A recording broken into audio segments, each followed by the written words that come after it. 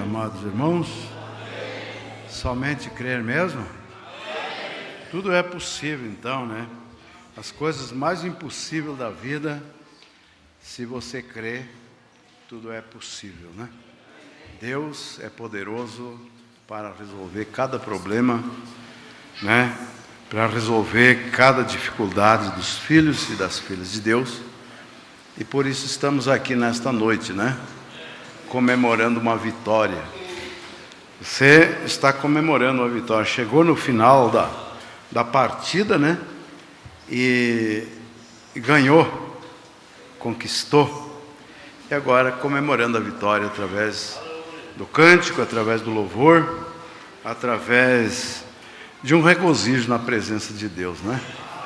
Que Deus nos ajude. Já cantamos, já oramos. Eu convido vocês para nós ler a Bíblia. Agradecendo também a presença de cada um que está aqui nesta noite. E sei que você não veio aqui para voltar de mão vazia. Você veio aqui buscar alguma coisa, né? Que você vai levar consigo. Você abre sua Bíblia em Atos capítulo 2. Eu tinha uma mensagem para pregar hoje de noite, mas sabe que Deus mudou o quadro. E a gente tem que acompanhar o querer de Deus. Não adianta. Se a gente quer fazer aquilo que está na nossa vontade, a gente acaba falando sozinho, né? E não sai nada. E meditei, e achei que Deus não queria que eu pregasse aquilo que eu meditei. E sabe que eu fiquei meio pensativo sobre isso. E lendo a mesma mensagem que eu vou pregar, eu encontrei a irmã Brana falando que as coisas são assim mesmo. Aí, irmã Josias, você venceu o senhor. O senhor está aqui um guri que eu acho que venceu de dia, esse piazinho aí que está fazendo aí. Mas Josias está novo, né? Só nós que ficamos velhos, né? Mas o senhor fica novo. É águia, né? É Atos 2. Cumpriu-se o dia do Pentecoste, estava todos reunidos no mesmo lugar, e de repente veio do céu um som de um vento veemente e impetuoso, e encheu toda a casa em que estava sentado.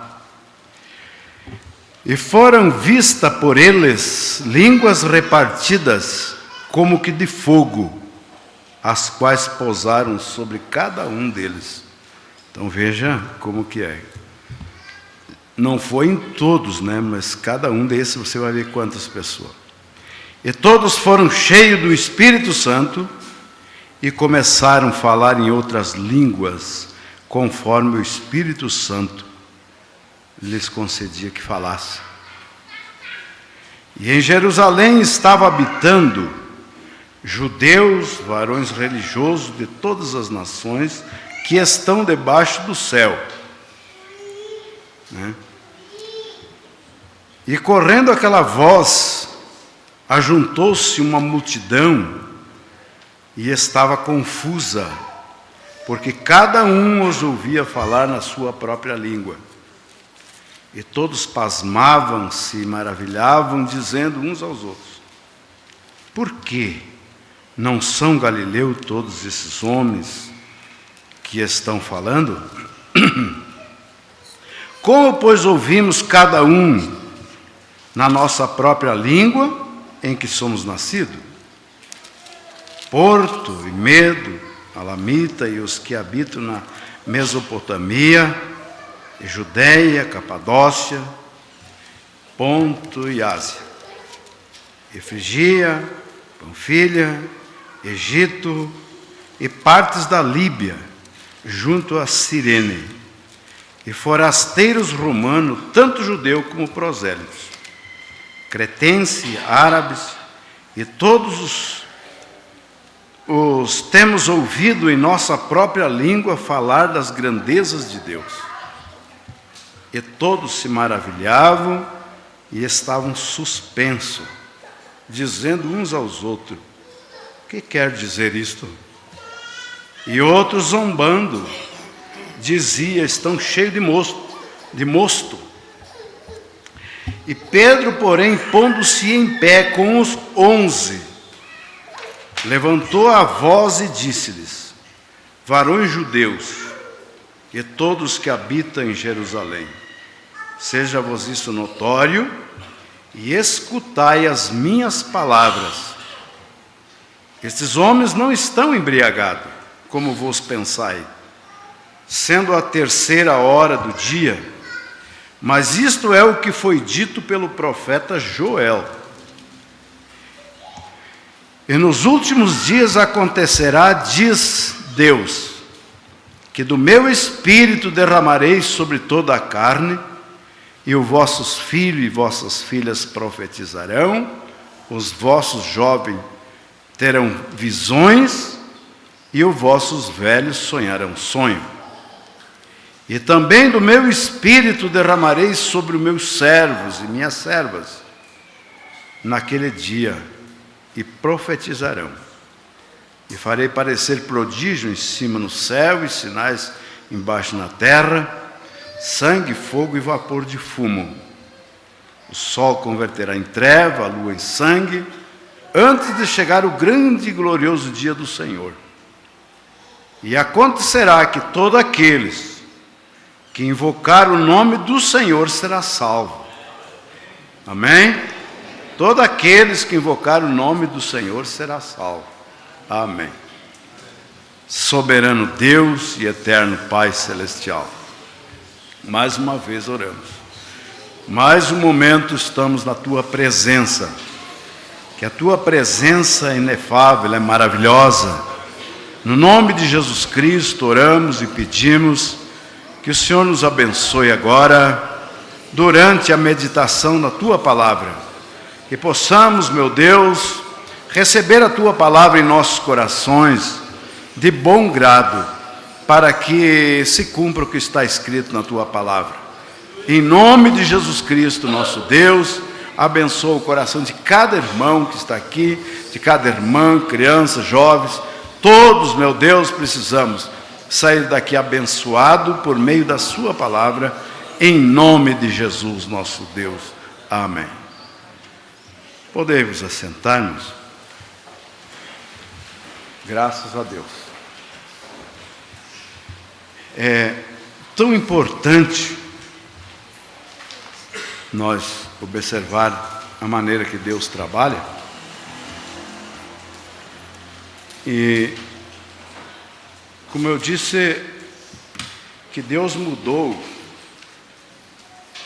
a linha da mensagem, e eu comecei a olhar uma mensagem, e Deus não me tirou mais daquela daí, que chamado Deus em seu povo. Irmão Adel, irmão Adel, Deus abençoe vocês em nome de Jesus Cristo. Deus abençoe. E Deus em seu povo. E eu quero com vocês nesta noite pensar um pouco sobre isto, que Deus em seu povo não é Deus numa grande massa de gente, numa mistura, um povo misto, uma multidão mista. Deus trata individualmente, e de um a um, Deus forma um povo para o seu nome. Deus provando a sua palavra, Deus mantendo a sua palavra, parte 1, no parágrafo 10, o profeta vem e nos mostra o seguinte. Ele comenta, quando ele fez a sua primeira pregação, e ele comentou sobre Sansão, e ele fez uma grande cena, emocionou as pessoas, e ele começou a amarrar Sansão no poste, soltar Sansão, e foi mostrando. E quando ele acabou a pregação, diz que muitos ficaram felizes com a pregação dele, E o pastor dele chamou ele no escritório e disse: foi a coisa mais horrível que eu já vi na minha vida. Um homem fazer o que está fazendo, que nem você fez aí, né? E daí ele diz: Billy, todas as suas emoções e assim por diante, amarrando Sansão no poste, chicoteando, arrancando-lhes os olhos, isso aí, mas você não usou nenhuma escritura? Foi um discurso praticamente político, tentando emocionar, e ele não citou muita escritura. Por isso que o pregador deve conhecer a Bíblia. Você deve citar a Bíblia, você deve conhecer as escrituras e mostrar, porque é dali que vem a vida eterna. Todos que pregam. E os que não pregam também devem conhecer, porque é ali onde ele baseia a sua salvação. A palavra de Deus, Deus em seu povo. Então ele diz aqui, ó, você não usou muita escritura. Então, vamos dizer assim, ó, um proselitismo, alguma coisa que emociona a pessoa, correr para cá e pular.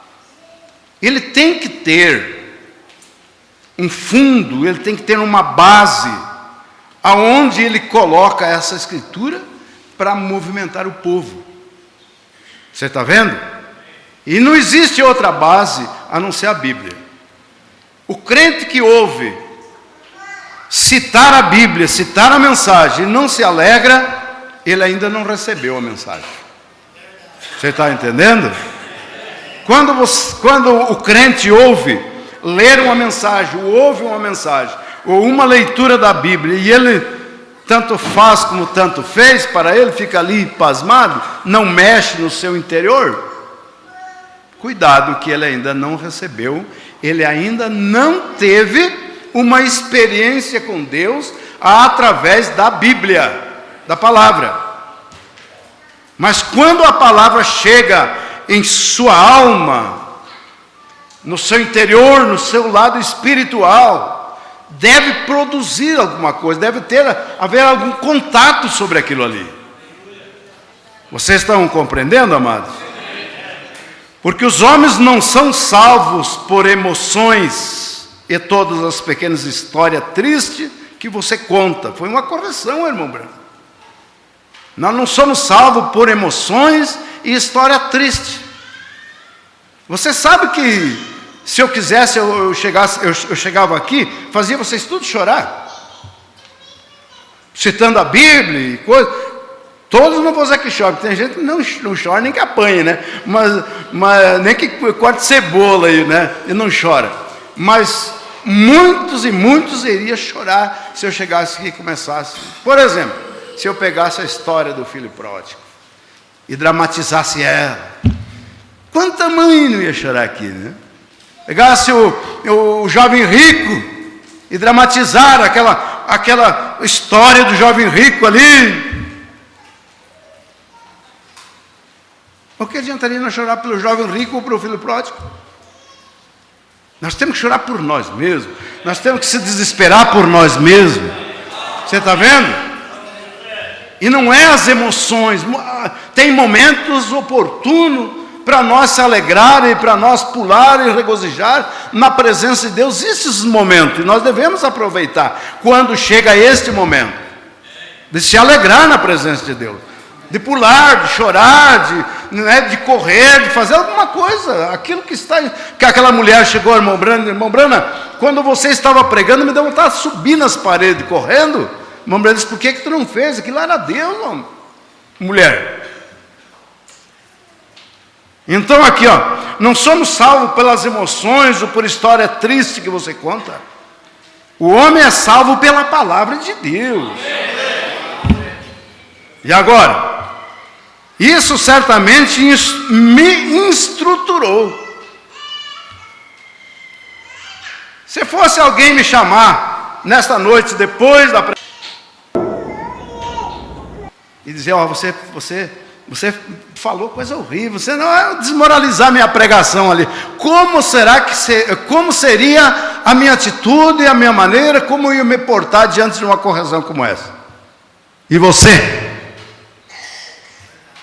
e o pregador, o evangelista, e o diácono, e assim por diante. Se fosse corrigir. Tem gente que se entristece. O profeta diz, isso me estruturou. Isso me deu estrutura espiritual. Porque foi uma correção correta. Foi algo que levou ele a fazer a coisa certa. Mas muitas vezes a pessoa que sofre uma correção, aquilo desestrutura ela em vez de estruturar. Por quê? Porque ela está só na emoção, ela não tem nada, ela está só em cima, na superfície, e as raízes não estão aprofundadas, não estão. Qualquer crente, qualquer mulher, qualquer homem não suporta a correção. E geralmente aquela que não suporta, ou aquele que não suporta a correção, é aqueles mais avivados, aqueles que mais choram, é aqueles que mais se emocionam, é o que não suporta a correção. Porque na parte emocional, é onde a pessoa vai, o sentimento da pessoa, ela tanto, eleva como abaixa. Então, aqui está, irmãos, nós vamos indo aqui, você vai ver. Eu gosto de ler a mensagem, você gosta de ouvir ou não? Gosta de ler também? Não, então deu certo comigo mesmo, então, eu gosto. Aqui, diz assim, isso me estruturou. Que coisa, eu fiquei pensando isso aqui. Mombrana podia ter dito, mas eu não vou mais na igreja, então, o que eu vou pregar para quê? Eu estava pregando, fiz o que pude, suei a camisa. E ainda você vem me dizer isso? Não, isso me estruturou. Então vamos lá.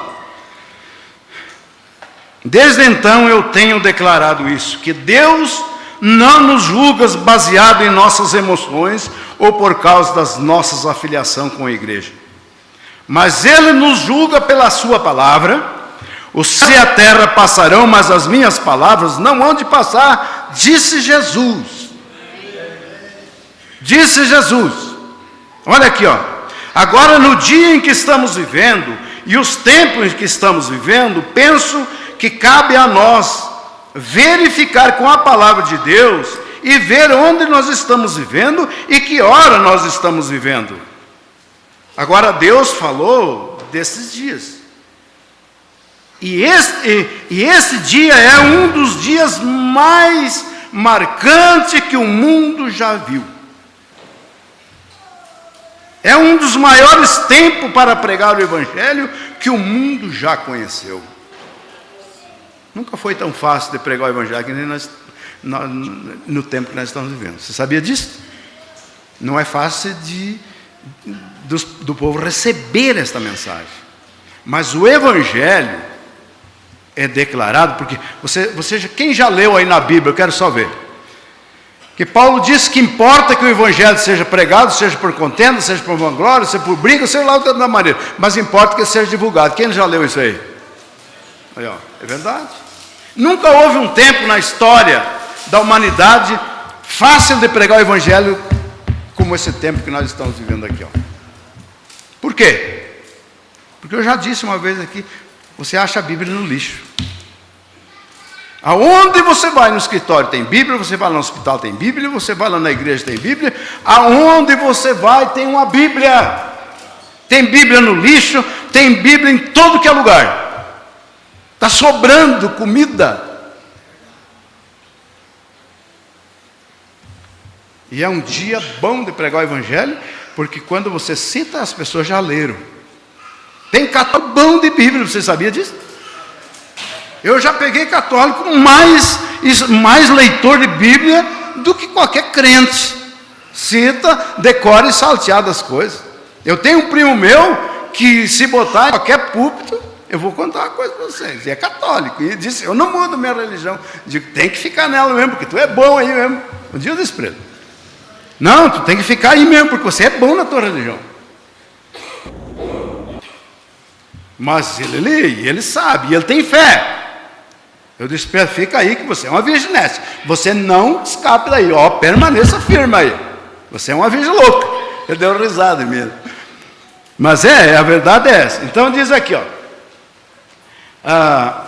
Agora no dia em que estamos vivendo, é um tempo em que estamos vivendo, eu penso que cabe a nós verificar com a palavra de Deus e ver aonde nós estamos vivendo e em que hora nós estamos vivendo. Agora, Deus falou desses dias. E esse dia é um dos dias mais marcantes que o mundo já viu. É um dia dos maiores tempos para pregar o Evangelho que o mundo já conheceu. Agora, lá no Velho Testamento, havia cerca de 3 maneiras diferentes deles conhecer a Deus. É claro que uma delas era a lei escrita. A seguinte era um profeta. A próxima era por um sonhador. E quando um profeta profetizava ou um sonhava, eles deixavam que falasse diante do Urim e o Tumim. E aquilo era um peitoral que estava no peito de Arão. E lá estava a pedra que representava cada tribo. E se o profeta estava correto, ou o sonhador estava correto, vinha uma luz sagrada sobre aquele peitoral. E era chamado Urim e Tumim. E não importava quão real parecesse. Agora eu quero que vocês captem isso aqui, ó. Não importa quão real parecesse. Se aquelas luzes não brilhassem no Urim e Tumim, Deus havia recusado a mensagem. Qualquer estudioso da Bíblia sabe disso. Se não houvesse uma manifestação de Deus ali naquele Urim e Tumim, naquele peitoral, podia parecer mais real, mais correto que fosse. Se não houvesse uma reação de Deus ali, podia esquecer que não era de Deus aquele sonho, aquela profecia, o que fosse, não é? Agora o Urim e o Tumim. Agora o Urim e o Tumim foi abolido, porque esse sacerdócio, acabou com Arão. Mas, e o Urim e o Tumim de Deus hoje, irmãos, é a palavra de Deus. E agora? Nós temos, não é que acabou lá, terminou o Urim e o Tumim. O Urim e o Tumim hoje é a palavra de Deus. A palavra de Deus, a palavra é o seu Urim e o Tumim. Ai daquele que acrescentar ou diminuir, tem que brilhar na palavra de Deus. Mas tem muito que acrescenta. Uns acrescentam, outros diminuem, um tira aqui, outro coloca lá. Por isso que o Urim e o Tumim não brilha, não reflete. E o Urim e o Tumim era 12 pedras naquele peitoral de Arão. E quando o sonhador contava um sonho diante do Urim e Tumim, aquilo formava um arco-íris de 7 cores. Está vendo? Formava um arco-íris de 7 cores ali na frente. Então era Deus falando. E nós temos o nosso Urim e Tumim, a mensagem e a Bíblia. Temos o Novo e o Velho Testamento. Tudo que você fizer, o que você quer fazer, se não brilhar no Urim e o Tumim, pode ser bonito, mas Deus não é responsável por aquilo. Segunda parte, Deus mantém a sua palavra. Vamos ver aqui. Toda a palavra de Deus tem que ser cumprida. Cada palavra, então, essa é a razão que eu gosto de fazer com que as pessoas, veja bem, pelas quais eu sei que vou ter que responder lá no dia do juízo, se baseiem. Agora eu quero que as pessoas não se baseiem em cima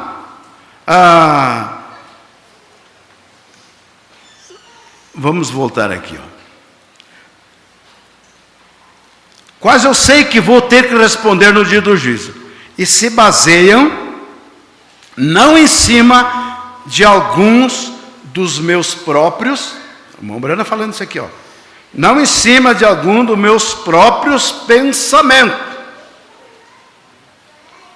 O irmão Branham tinha pensamento também, não tinha? Ele pensava isso, pensava aquilo, ele imaginava uma coisa, imaginava outra. Mas no meio dos seus pensamentos, no meio das suas imaginações, vinha o assim diz o Senhor. E o assim diz o Senhor não era para ele, era para nós. Era para a noiva. Então ele tinha seus pensamentos, mas quando Deus chegava, mudava tudo aqueles pensamentos do irmão Branham. Trocava, mudava a intenção dele. Vocês estão compreendendo, amados? Então veja bem, em cima dos meus próprios pensamentos, o baseei em minha própria doutrina. Ele não tinha doutrina. O baseei em minha própria doutrina, né? Ele disse: eu quero que as suas experiências, meus amados irmãos, as suas experiências de alma e tudo, seja baseado, sabe aonde? Na palavra de Deus. Assim isso permanecerá, porque eu sei que naquele grande dia teremos que responder por tudo. Você tem que responder por aquilo aonde você por o que você creu, a maneira que você viveu, a maneira que você se conduziu, e os pregadores têm que responder pelo que eles pregaram. Você viu? Pelo que eles ensinaram.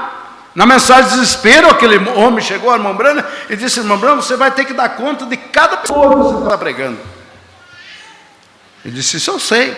Na mensagem Infalíveis Palavras de Promessa, ele disse: eu não sou responsável pelo que os outros dizem, eu sou responsável por aquilo que eu digo, porque aquilo que eu digo é Deus que está falando. Então, quando você toma esta mensagem, a revelação da Bíblia, você tem que ter uma certeza que é Deus falando através do profeta, porque Deus sempre falou através de profeta. Vocês estão compreendendo? Olha aqui, ó, essa mensagem aqui, ó, é a mensagem do desvelar de Deus aqui, ó, 88. Deste modo era Deus formando um homem chamado profeta. Deus forma os profetas. Profeta verdadeiro. O diabo também forma os profetas, né? Você sabia disso? Profeta falso. Mas Deus forma os profetas verdadeiros. Deus forma os profetas, né? Olha aqui, ó. De modo, era Deus formado em um homem chamado profeta. Está vendo? E a palavra do Senhor veio a este homem. Então não era o profeta. Escute aqui, então não era o profeta. Quem é que era então? Era Deus falando através dele. Então aqui, ó, não era o profeta, né?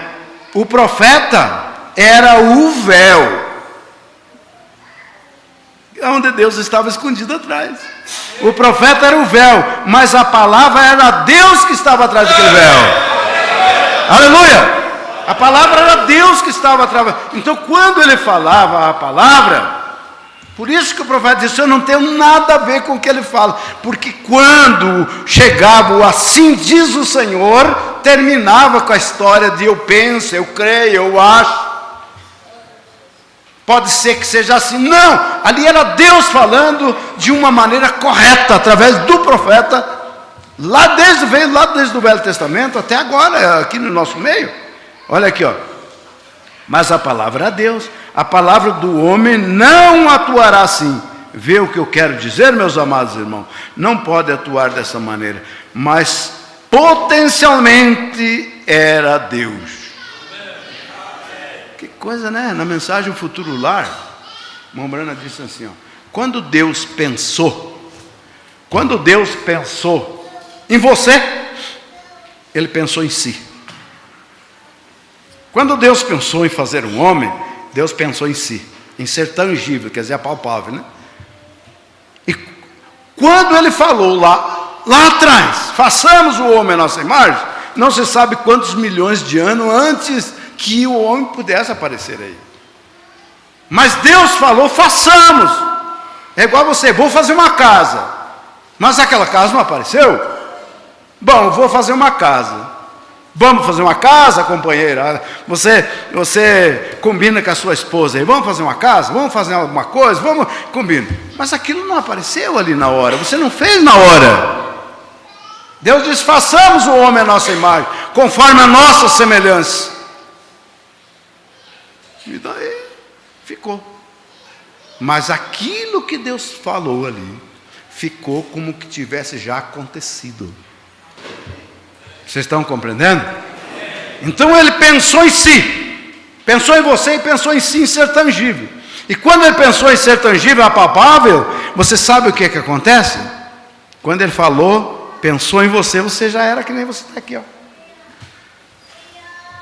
Já era um Brademir sentado, uma Darcila sentado, um Daniel, um Arcide e um Sérgio sentado aqui.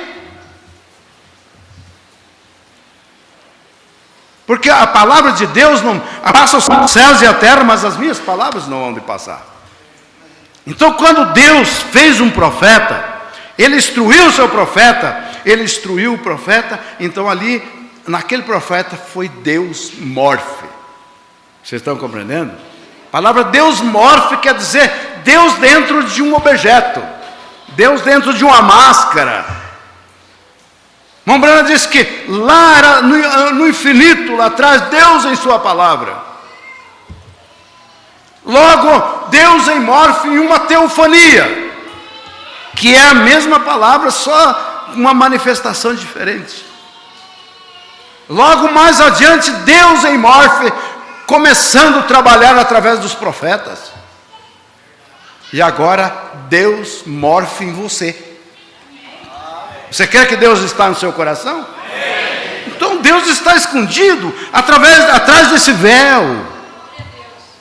Deus está escondido atrás desse véu aí de carne. Às vezes nós pensamos, existe uma palavra que estão falando aí, uns contestam e outros ficam assim, mas eu concordo, que a misericórdia está na noiva. Misericórdia está na noiva, não está aí? Onde é que está? Onde está o Deus de misericórdia? Não está na noiva? Quem é que tem que levar a misericórdia para os outros? É a noiva, é você, somos nós. É nós que devemos levar a misericórdia para as pessoas. Então a misericórdia está na noiva. A noiva não é a misericórdia, mas a misericórdia está na noiva. Vocês estão compreendendo? A misericórdia está escondida em você. Você tem a misericórdia. O que significa misericórdia, você sabe? Se compadecer das misérias alheias. Vamos lá, terminar de ler aqui. Sim, isto permanecerá porque eu sei que naquele grande dia teremos que responder por tudo. Muitas vezes nas reuniões, à medida que vou pregando, especialmente nesse dia, descobrimos que cada um tem uma pequena experiência sobre a qual temos que nos referir ou reivindicar-nos, baseado em nossas experiências. Todos nós somos salvos. Mas nós somos salvos, não somos salvos pelas nossas experiências, meus irmãos. Nós somos salvos pela palavra de Deus.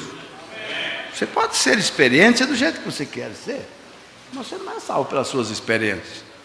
Você é salvo pela palavra de Deus, né? Olha aqui, então.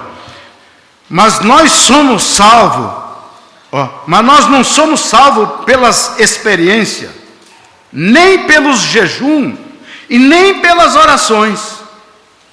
Há uma maneira de sermos salvos, irmãos, que é através da fé da palavra de nosso Senhor Jesus Cristo. Há uma maneira. Você sabe que a fé vem pelo ouvir.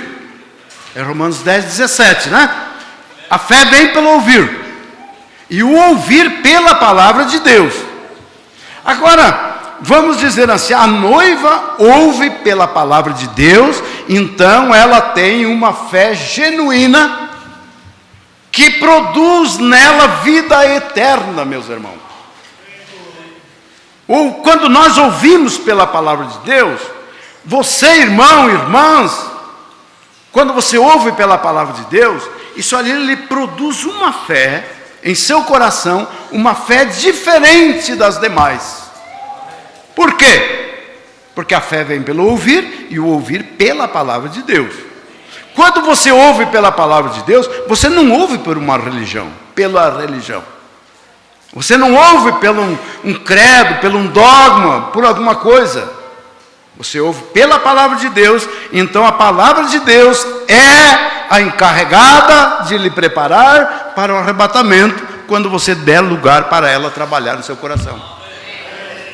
Vamos lá, vamos terminar aqui. Então veja bem, a palavra de Deus, sim. Muitas vezes nas reuniões, à medida que vou pregando, especialmente nesse dia, descobrimos que cada um tem uma pequena experiência sobre a qual referimos ou reivindicarmos.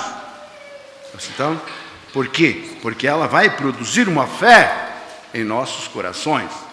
Agora, a fé vem pelo ouvir e ouvir pela palavra de Deus. E a única maneira que nós podemos ser salvos, e então nisso, no dia em que nós estamos vivendo, agora na grande era emocional que estamos vivendo, eu sinto que em algum aspecto, certamente, há pessoas no mundo que iriam acreditar que eu disse a verdade.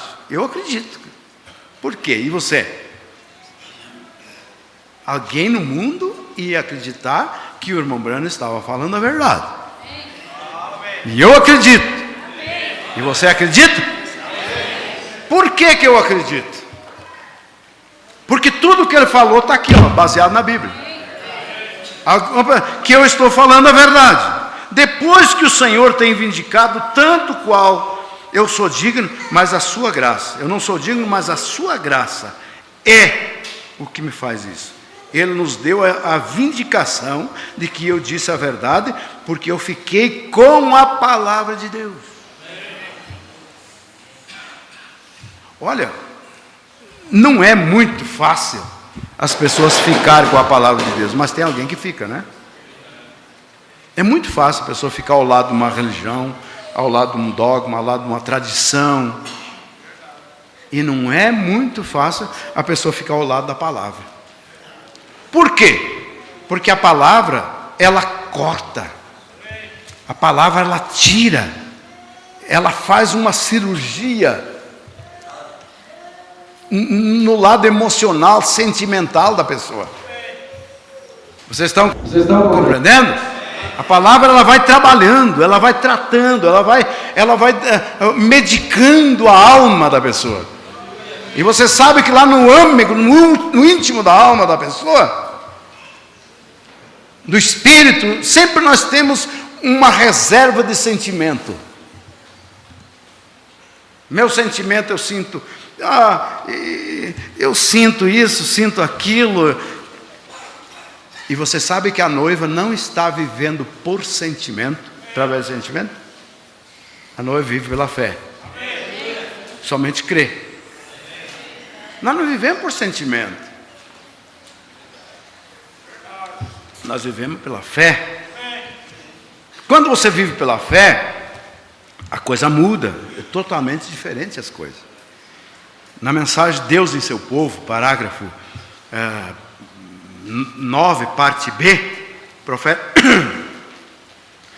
ele leu Santiago 5,14, que diz: está alguém entre vós doente? Chame os presbíteros da igreja e orem sobre ele, ungindo com azeite em nome do Senhor. E a oração da fé salvará o doente. E se houver, e o Senhor o levantará. E se houver cometido pecado, se lhes hão perdoado. E confessai as vossas culpas uns aos outros. Veja. E orai uns pelos outros para que sareis. Orai uns pelos outros para que sareis. Então vem o profeta e diz assim: este é o dever de todo ministro, de todo pastor, de todo evangelista, de todo obreiro. Cada ministro do evangelho tem o direito de orar pela sua congregação. E eles têm o direito de orar pelo seu pastor. Então você vê, eu nunca esqueço do irmão Alipe Loureira. Ele dizia: vamos orar, todos por um e um por todos. Todos vamos orar por um. E um vai orar por todos. Então, veja bem, não fica ninguém fora da oração. Vocês estão compreendendo? É o dever de cada um orar. Você está vendo? E eles têm o direito de crer e ser curado. A igreja tem direito de crer. Você tem deveres, você tem direito, mas também tem os deveres. Direitos e deveres. Né? E aqui diz, a cura divina não pertence a um homem. Preste atenção, irmão. Não sei se vocês estão captando o sentido da palavra aqui. Se vocês estão acompanhando conforme o irmão Brano está falando aqui, eu quero que você vai ser muito abençoado ali na frente. Preste atenção. Este é vamos ver. A cura divina não pertence a um homem ou a um grupo. Ela pertence a todas as pessoas. Você tem direito, cada um de nós aqui temos o direito na cura divina. Que essa é minha, é sua, é nossa. Você está vendo? Então veja aqui, ela pertence a todas as pessoas. O dom de cura não foi dado para ser enviado por aí, para ter diversas campanhas de cura divina em todo o país.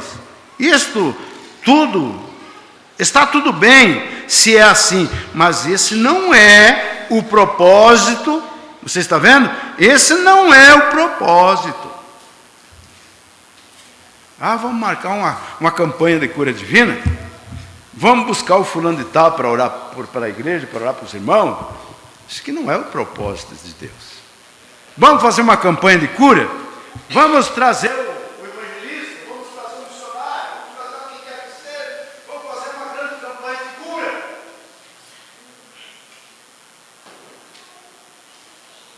E esse não é o propósito. Deveria haver uma campanha de cura em cada igreja. Você crê? Você crê que você está numa campanha de cura? Nessa noite, você pode ser curado aí onde você está. Quando a palavra está sendo pregada, quando a palavra está sendo ministrada, a cura está sendo distribuída. Porque o poder da palavra, o poder da cura está na palavra. Vocês estão compreendendo? Olha aqui, diz assim, a campanha de cura em todo o país. Está tudo bem se é assim, mas esse não é o propósito. Deveria haver uma campanha de cura em cada igreja, o tempo todo, espalhando para todos os lugares. Muitas pessoas têm uma impressão errada sobre essas reuniões.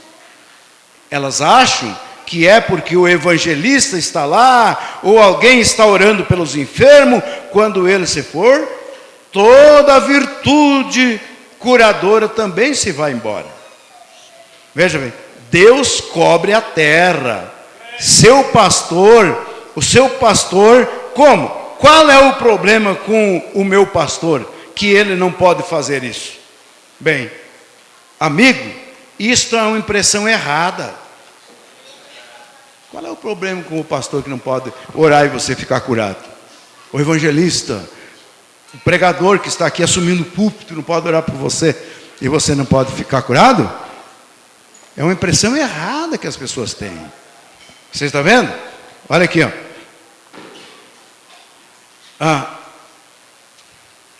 amigo, isso é uma impressão errada. Seu pastor, ele é um homem de Deus. Suas orações serão respondidas da mesma maneira como qualquer evangelista do mundo, ou qualquer um que afirma ter algum dom, ou qualquer outra coisa. Ele é um homem de Deus, e você deve respeitá-lo desta forma e crer nele. E Deus vai responder a sua oração. E ele disse: confessai as vossas culpas uns aos outros, e orai uns pelos outros para que sareis. Não só cada pessoa, na medida em que tem o Espírito Santo, tem o dom de cura. Veja, numa medida. Mas cada pessoa tem um dom de cura dentro de você. Sabia que você tem um dom de cura? Você deve ter um dom de cura para você ser curado. Talvez o outro não seja curado através da sua oração, mas através da sua fé, recebendo a oração, deve ter um dom daquela enfermidade da sua. Expulsar aquela enfermidade da sua fé. Cada maçã que está na árvore, quando ela ainda era um pequeno raminho. Quando você vê uma maçã, essa árvore aqui está produzindo maçã. Aquela árvore ali, aquela macieira, ela simplesmente está botando para fora o que estava dentro dela. Maçã. Quando ela era um brotinho pequenininho, saindo da semente ali com todas as maçãs que ela produzirá durante toda a sua vida, já estava dentro daquele pezinho, sabia disso? É só que ela cresceu, foi crescendo, e quando ela cresceu, então as maçãs cresceram junto, as frutas cresceram junto. E na medida certa, na estação certa do tempo, cada uma foi saindo, uma atrás da outra. Mas elas estavam todas dentro daquele pezinho, daquelas folhinhas. Você está vendo? E o irmão Brano vem e diz para nós aqui, ó. Porém, na mensagem fé, pregada em 61, porém você tem que usar fé em Deus e fazê-lo funcionar. Você tem que fazer funcionar a sua fé. Né? Eu ouvi de um professor de música, um dia ele estava dando uma palestra, ele disse que tem gente que diz assim, eu nunca vou aprender a tocar música, eu nunca vou aprender a tocar violão. Ele disse, só se você não queira. Se você não quer aprender, não aprende. Mas a música é igual a aprender a ler. Tudo pode aprender a ler e escrever. Tudo nós temos uma fé dentro de nós.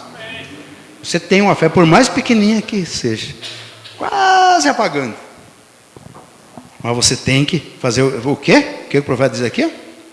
Você tem que fazer ela funcionar. Um dia, eu já citei isso aqui muitas vezes. Eu vi escrito, eu estava viajando de ônibus, estava nas costas de uma moça escrito: uma árvore produz milhões de palitos, e um palito pode destruir milhões de árvores. Você está vendo? Um pequeno palitinho, põe ali, destrói uma floresta lá, queima. Tá vendo? Sua fé, por mais pequenininha que for, ela destrói milhões de demônios, se você quiser. Se você botar ela em ação, se você fazer ela funcionar. É como um palito riscado lá e o irmão Brando disse que uma pessoa que tem o Espírito Santo, que ele tem algo dentro dele com um fogo queimando, é como tentar apagar um fogo numa roça seca num dia de vento. Bate aqui, bate ali, apaga aqui, mas saltou lá e você nunca consegue apagar. O fogo vai saltando, saltando e vai queimando, e pode bater do jeito, quanto mais bate, mais fogo pega. Então aqui diz, você tem que fazer ela funcionar. Então você tem sua própria ressurreição dentro de você, meu irmão. Sua ressurreição está dentro de você, em seu espírito. Agora você sabe, quando Jesus morreu na cruz, sua alma desceu lá no inferno e pregou para aquelas almas que estavam em prisão, que não se arrependeram nas longanimidades de Deus nos dias de Noé. Seu corpo foi para a sepultura, porém antes dele morrer, você vê, encomendou seu espírito a Deus. Ele disse, em suas mãos, encomendou seu espírito nas mãos de Deus. Em tuas mãos encomendo meu espírito.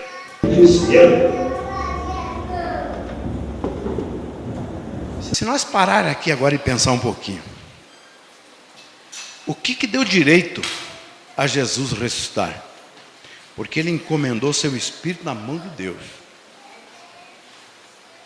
O seu espírito está encomendado nas mãos de Deus, gente. Por isso que há uma ressurreição dentro de você.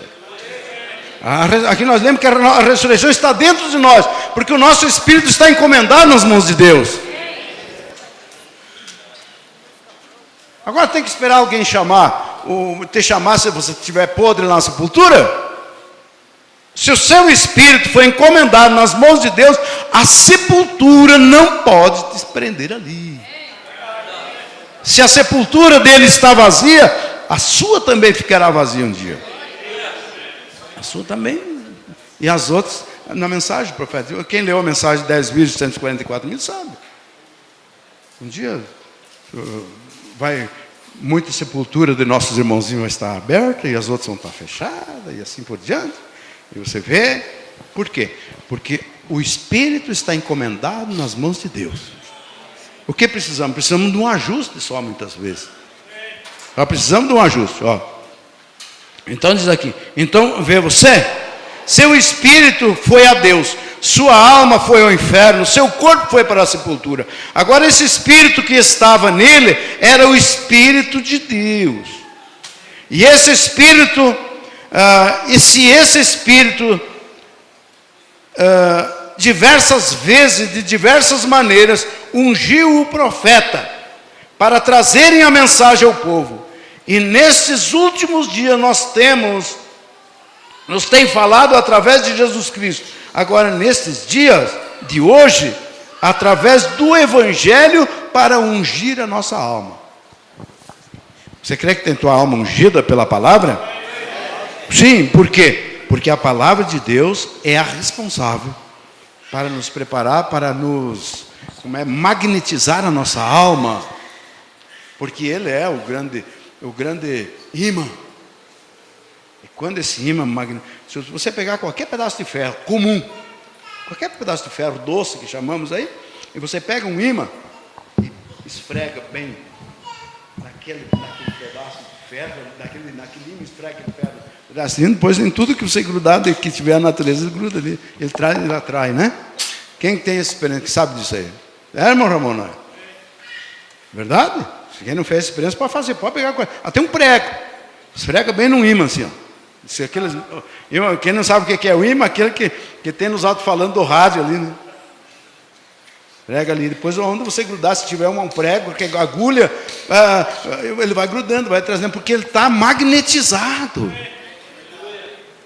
Quando você convive com o Senhor Jesus Cristo, através da palavra, você magnetiza a tua alma.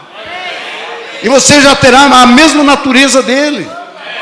Você pode ser um ferro, pode não ser um imã, mas aquela natureza passa de um para o outro.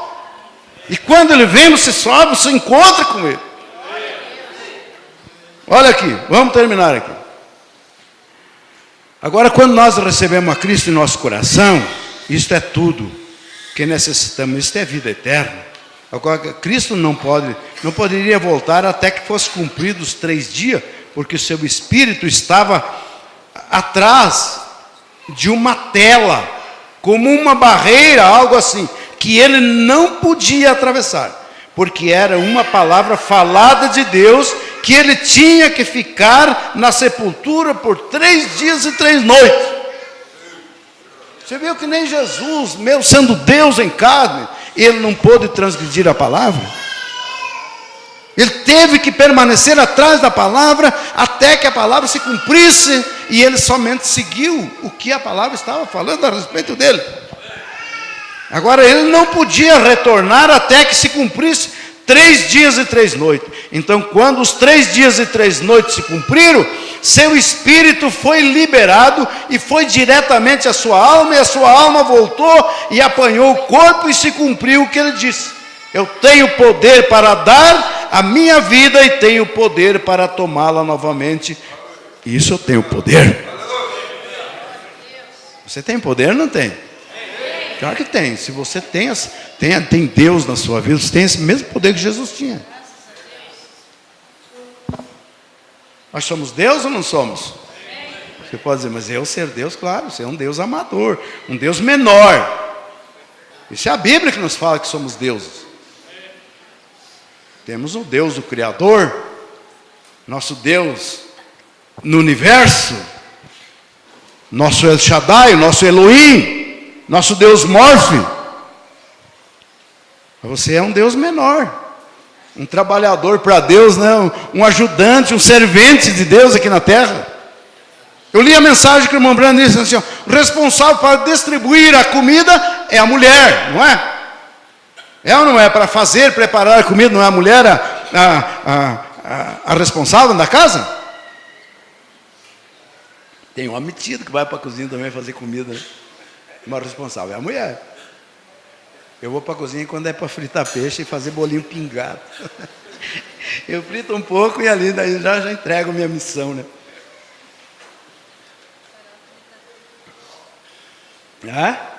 Fazer farofa, né?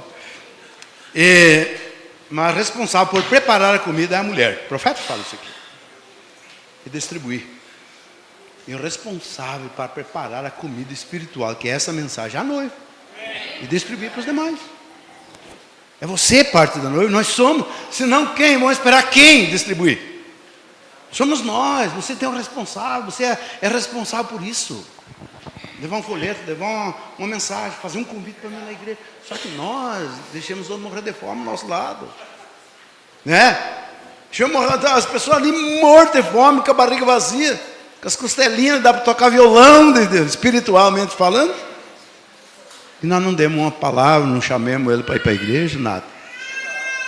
E o responsável é você, sou eu, somos nós. Ovelha gera ovelha. Você é ovelha? Então tem que gerar ovelha, né? Agora ele pode retornar até que se cumprisse os 3 dias e 3 noites. Então, quando os 3 dias e 3 noites se cumpriu, seu espírito foi liberado. E foi diretamente à sua alma voltou e apanhou o corpo e se cumpriu o que eu disse. Tenho poder para fazer todas essas coisas. Irmãos, eu vou dizer uma coisa para vocês aí. O maior juiz que existe na face da terra é a noiva. É você. Você sabia que você vai julgar até os anjos? Você vai julgar até os anjos. Vai chegar um anjo chorando para o teu lado, irmão Daniel. O que teu filho? Não, você não fez nada. Mas você vai ser julgado, vou te julgar agora. Você não conheceu o pecado, você não transgrediu nada, né? Mas você vai ser julgado. A Bíblia diz que nós vamos julgar até os anjos.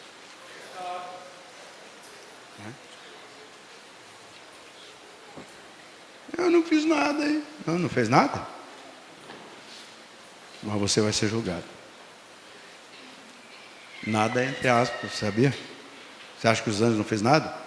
Eles transgrediram. Você não vai julgar os anjos que permaneceram. Você vai julgar os anjos caídos. E você sabe que vai existir um fogo tão forte que vem da parte de Deus. Você sabe? Que vai queimar até os espíritos, o profeta diz. Vai terminar até com os espíritos. O fogo de Deus. Nem espírito mau, nem espírito perturbador vai permanecer. O fogo de Deus vai queimar tudo isso.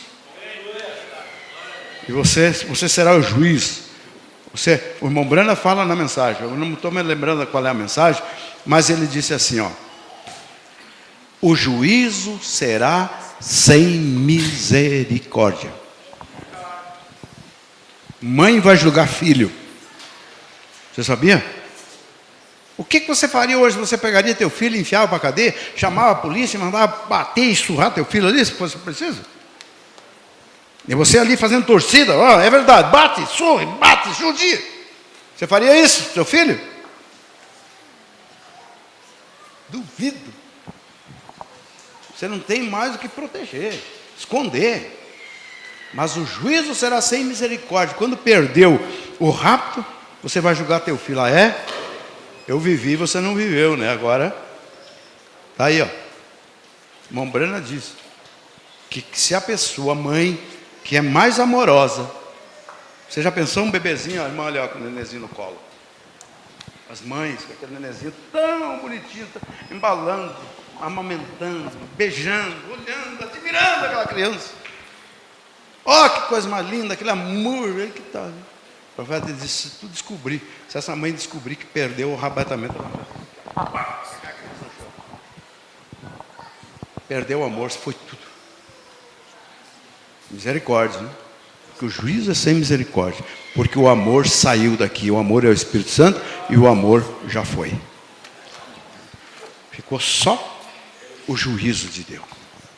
Então, a palavra de Deus é enviada para cada um de nós para nos livrar, para nos conduzir, para nos orientar, para que não caímos nesse vale, para que nós não cheguemos nesse ponto aí. Agora eu vou terminar aqui. Quando você morre, sua alma vai para Deus, vai sobre o altar de Deus, direto para a presença de Deus. Agora o seu espírito vai para Deus, mas você não pode regressar. Você se lembra na Bíblia quando disse que o espírito, que a alma sobre o altar, existe sim lá. Sim, senhor. Até quando aqueles espíritos, aquelas almas estavam clamando? Até quando? Até quando, Senhor? Eles não podiam regressar até que as Escrituras se cumprissem. Como Cristo não podia regressar, também até que as Escrituras se cumprissem. Então, depois de todo ter sido cumprido e acabar todos os sofrimentos e os irmãos terem sofrido as mesmas coisas como temos que sofrer, irmãos, como eles sofreram assim por diante. Então, naquele dia você saberá exatamente aonde você está enterrado. Seu espírito será liberado da parte de Deus e virá para a alma. Agora, a alma é aquela parte de você que conhece, que entende. Veja, é a sua inteligência. Você se lembra da visão quando eu tive há muitos tempos atrás, uma pequena transladação? Eu fui naquele lugar e vi aquelas pessoas. Agora o seu espírito voltará àquele corpo, aquela espécie de corpo, a alma, a qual é um corpo que não tem que morrer assim por diante. Se este tabernáculo terrestre se desfizer, já esperamos, já temos um outro esperando, um corpo celestial, com aquele espírito, aquela alma, aquele corpo celestial, e você levantará novamente este corpo natural para aquele corpo, para aquele grande milênio lá onde nós estamos esperando. Uma mensagem que o profeta pregou, sedento por vida. Tem 2 volumes. Um volume que ele pregou, foi em 61 que ele pregou esse volume. Ele tem um parágrafo lá que ele fala o seguinte, que aqueles corpos lá, aquelas teofanias lá do outro lado, não tem vida. O que vai chegar lá, seu corpo, sua vida, vamos dizer a sua alma, sua teofania, quando entrar lá é o que vai dar vida para aquele corpo que está lá do outro lado. Porque saiu com vida daqui, ele vai entrar lá e vai dar vida para aquele corpo que está esperando lá. Senão teria 3 vidas num corpo lá, né? Ou 2 vidas que fosse, né? Então aqui, você tem poder em você agora para fazer aquilo agora, mas aquele poder que você tem, você agora pode fazer um novo mundo. Irmão Brando diz na mensagem, há sempre presente a água da rocha, né? Se Deus nos desse um poder hoje, como nós vamos exercer um dia, sabe o que você faria? Você ia fazer um mundo agora mesmo, para você entrar para dentro e sair desse mundo. O irmão Brando disse, mas que não está na hora ainda. Está vendo? Pelo poder da palavra falar, você criaria um mundo para você entrar ali dentro. Mas sabe o que acontece? Você tem que permanecer aqui, nós temos que permanecer aqui, porque é aqui que nós devemos mostrar que somos o que somos. É aqui. Então diz assim, você tem o poder, você agora para fazer aquilo agora, mas aquele poder que você tem e você agora pode fazer um novo mundo. Deus não tem pequenos pontos fracos e grandes pontos fortes que são poderosos. O menor toquezinho de Deus é onipotente. Vocês estão compreendendo? O menor toque de Deus, então você sabe. Então eu estou tentando trazer você a esta fé agora, a fé de arrebatamento. Irmãos, se você parar e analisar, mas você tem que ler a mensagem, tem que ouvir a mensagem. Se você não lê, mas ouve, você tem que analisar a Bíblia, a mensagem, e comparar com você, fazer uma comparação, você com a Bíblia, você com a mensagem, e você se enquadrar com o que está dito aqui, você nunca mais será o mesmo. Você nunca mais será o mesmo. Sabia? Deus tem algo grande para a noiva. A noiva do Senhor Jesus Cristo não está aqui por acaso. Nós estamos aqui por um propósito de Deus, né? Porque a palavra de Deus nos plantou vida eterna dentro do nosso coração. Você lembra que um dia eu disse?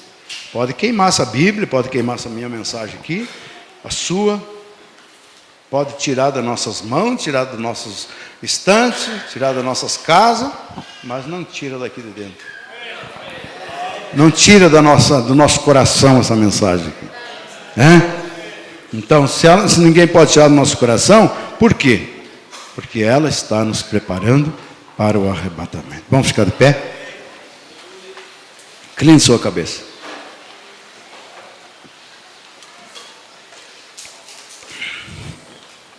Misericordioso Deus e eterno Pai Celestial, não é por acaso que estamos aqui, Senhor, é pela predestinação do Senhor. Nós não reunimos simplesmente para ter um companheirismo humano aqui na terra. Nós reunimos-nos para ter um companheirismo celestial através da palavra, através da mensagem que o Senhor tem nos enviado. Senhor Deus, quantos sofrimentos os profetas tiveram, os apóstolos, evangelistas do passado tiveram. Eles passaram por horas amargas, difíceis, para que hoje nós pudéssemos ter essa mensagem em nossas mãos. Deus disse o mensageiro que a mensagem, essa palavra, viajou por mares, Senhor, por terra, através de avião, através de navio, para até chegar na minha casa. E por isso tem um valor muito grande, meu Deus. Eu devo valorizar ela, a igreja deve valorizar ela, Senhor, como a dádiva mais preciosa que existe. E é a dádiva mais preciosa, Pai. É isso que nos prepara, isso que nos alimenta, isso que nos dá, Senhor, aquele incentivo para nós poder caminhar, andar. Senhor, não queremos parar no caminho, não queremos ficar prostrados no caminho, Senhor, mas queremos prosseguir esta jornada. Está mais longe para trás do que para frente, Deus. Estamos vendo, Senhor, as planícies da terra. Estamos vendo ali, Senhor, o clarão da cidade já. Senhor, queremos chegar ali, Senhor, por fé em nosso coração, porque há uma predestinação na alma dos teus filhos. Por isso nós se alegramos, por isso nós lutamos, por isso nós fomos batizados em nome do Senhor Jesus Cristo, por isso participamos da ceia, Pai, correta. Por isso as irmãs estão sob um controle da palavra, os irmãos também, Senhor. E nesta noite, Deus, nós viemos te agradecer por esse ano de 2019 que nós passamos com lutas, passamos com dificuldades, passamos com Senhor, problemas muitas vezes, irmãos, mas estamos aqui, Senhor. O Senhor nos deu graça, meu Deus, de estar aqui. Passamos por muitas turbulências, Senhor Deus, por muitos temporais, aleluia, mas isso não foi o suficiente para fazer com que nós parássemos no caminho, Pai. Isso simplesmente só nos deu experiência, nos deu graça de nós chegarmos até aqui, Senhor. Muitos irmãos, muitas irmãs com cicatrizes de batalha, Senhor Deus, muitos nós estamos aqui, meu Pai, com sinais de batalha, sinais de lança muitas vezes do inimigo, mas não pôde nos matar. Aleluia! Aqui está teus filhos, Pai, vitorioso. Aqui está teus filhos, uns já com mais experiências, outros recém-chegando, Senhor Deus, mas estamos todos no caminho, como disse teu profeta. Estamos como subindo num poste. Uns estão lá no topo do poste quase, outros estão lá na metade, outros estão, meu Deus, saindo agora, subindo, mas daqui um pouco estaremos todos lá em cima, trabalhando, fazendo o mesmo serviço, Pai. Aleluia, porque estamos indo com o mesmo objetivo. Estamos caminhando com o mesmo motivo e objetivo, Senhor. Aleluia. homens e mulheres salvos pela graça, pelo poder do sangue de nosso Senhor Jesus Cristo. Senhor, perdoa nossos pecados, Senhor. Ajuda-nos, Senhor, a cada momento da nossa vida. Senhor, deixamos para trás tudo o que aconteceu em 2019. Deixamos as coisas ruins. Ó Deus, deixamos aquilo que não podemos fazer de melhor, mas pedimos a Tua graça agora, Senhor, nesse 2020, se o Senhor permitir nós cruzar mais esse ano, aleluia, que possamos cruzar, Senhor, sendo vitorioso, e encontrar muitos dos nossos irmãos ainda no caminho. Glória a Deus, aleluia. Em nome do Senhor e Salvador Jesus Cristo, nós oramos e pedimos essa bênção, meu Deus. Amém. Pastor Adílio.